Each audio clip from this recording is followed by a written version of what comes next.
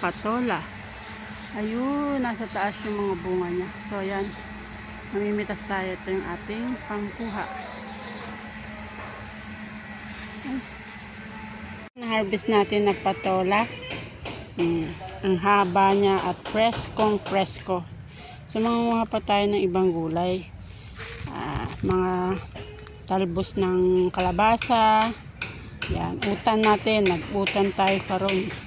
Tayo ng ibang, ayun, mag-harvest tayo ng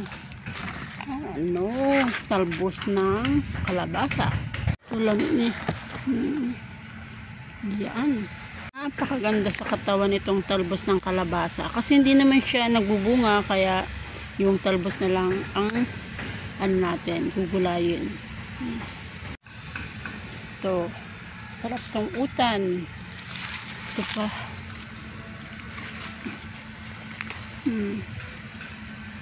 Itong bulaklak ng kalabasa. Ihalo natin sa ating utan. Ayan. Ang talbos ng kalabasa, fresh na fresh. Ayan o. Ito pa siya.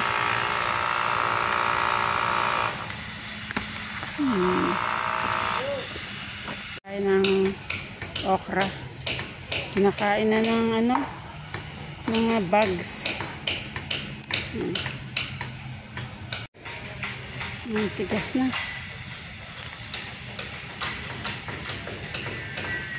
Kain na ng mga bugs. Ayan, ang sana ng tawag ani. Ayan o. Ang aking papayang nakadapa pero may bunga pa rin. Ayan. Ayan siya. Oh. Laki.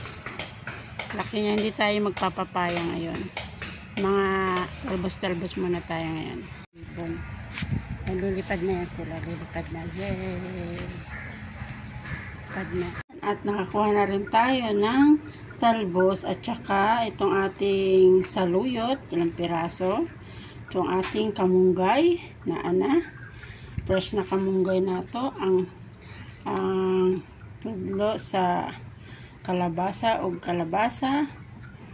Tayo okra. Bulak sa ating kalabasa. Tayo bataw. So ayan. Ready na tayo magluto.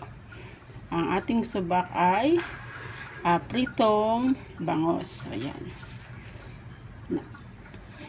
Gitabi na ako kay ugma na pud siya. Sagulan na ako og miswa. Kaya eto muna ang ating ilalagay. Nahiwa-hiwa na natin ang ating fresh gulay. Ito na ang ating luya, kamatis, malunggay, ang ating sili. Ayan, kompleto na. Ang ating subak na bangos, pritong bangos. Ayan, at ating seasoning. So ayan, magpakulo na tayo ng tubig. Pakulo natin ng tubig at saka ang ating luya. Ng siling haba. Ayan. Ng asin. Butangan o asin. Lagay rin pala tayo ng sibuyas. Nakalimutan kong i-present ang aking sibuyas. Ayan. Pwede na natin ilagay ang matitigas na gulay gaya ng kalabasa, okra, sitaw.